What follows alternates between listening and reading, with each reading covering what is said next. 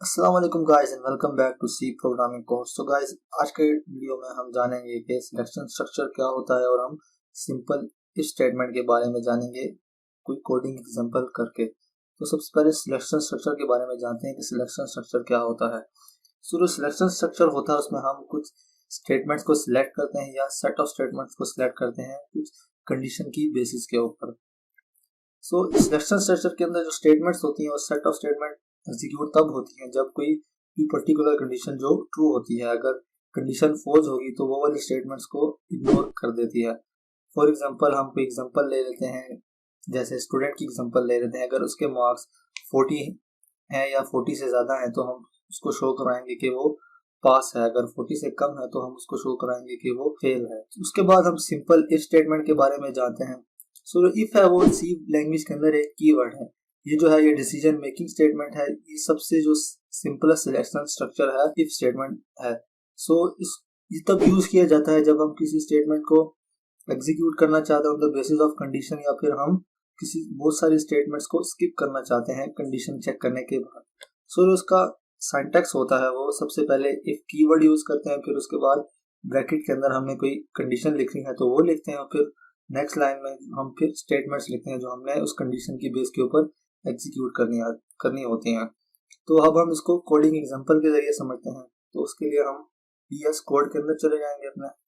Guys जब हम अपने विजुअल स्टूडियो कोड के अंदर आ गए तो हम यहाँ एक कोड लिखते हैं जिसमें हम चेक करेंगे कि दो नंबर इक्वल हैं या नहीं। तो हम जो नंबर है वो यूजर से एंटर कराएंगे। तो सबसे पहले हम दो वेरिएबल बनाते हैं। सबसे पहले इंटीजर a, दूसरे नंबर के लिए इंट b। अब हम यूजर से बोलेंगे कि वो कोई भी दो नंबर इंटर करें। इंटर फर्स्ट नंबर,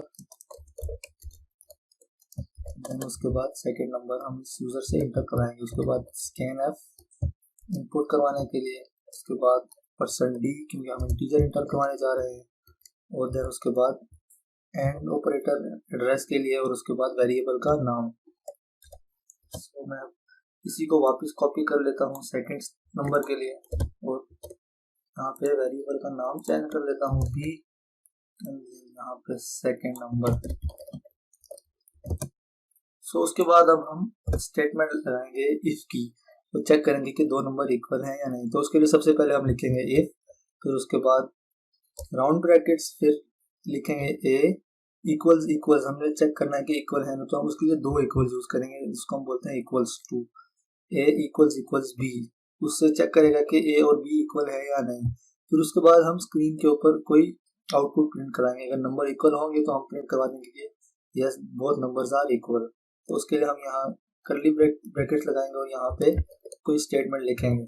तो हम यहाँ लिख देते हैं बोथ नंबर्स आर इक्वल। तो ये स्टेटमेंट तब चलेगी जब a और b दोनों इक्वल होंगे।